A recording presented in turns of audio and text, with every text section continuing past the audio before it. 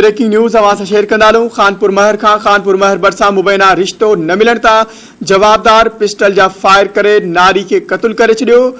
ख़बर के हवाले से नाज़रीन अवां खे हिकु ॿीहर आगाह कंदालूं या ब्रेकिंग न्यूज़ अवां सां शेयर कंदालूं। खानपुर महर खां खानपुर महर भरिसां मुबैना रिश्तो न मिलण तां जवाबदार पिस्टल जा फायर करे नारी के क़त्ल करे छॾियो आहे।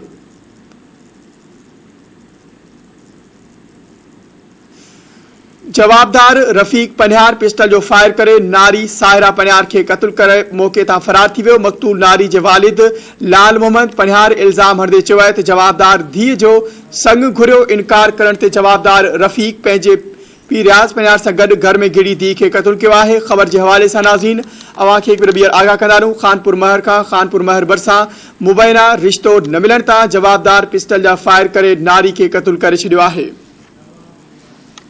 इन हवाले से वधिक तफ़सील मालूम कंदासीं। धरती टीवी जो रिपोर्टर नवाब मीरानी असां सां लाइन ते मौजूद है।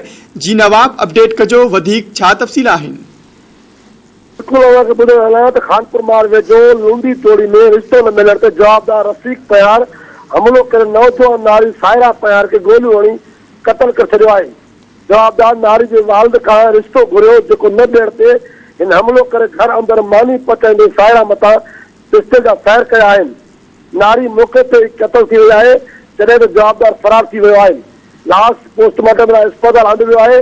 जवाबदार मूंखां धीअ जो रिश्तो घुरियो पर मुंहिंजी धीअ जी मुंहिंजे भाणेजे शहबाज़ पनिहार सां मिलणी थी हुई ऐं जल्द शादी थियण वारी हुई।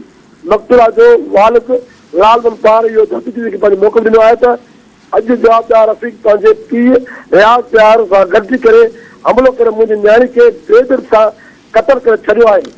अपडेट कर लाइ अवां जी वॾी महिरबानी। नाज़रीन नवाब मीरानी असां खे अपडेट करियो हो। ख़बर अवां सां शेयर कंदालूं। हिकु ॿीहर खानपुर महर खां खानपुर महर भरिसां मुबैना रिश्तो न मिलण तां जवाबदार पिस्टल जा फायर करे नारी के क़त्ल करे छॾियो आहे।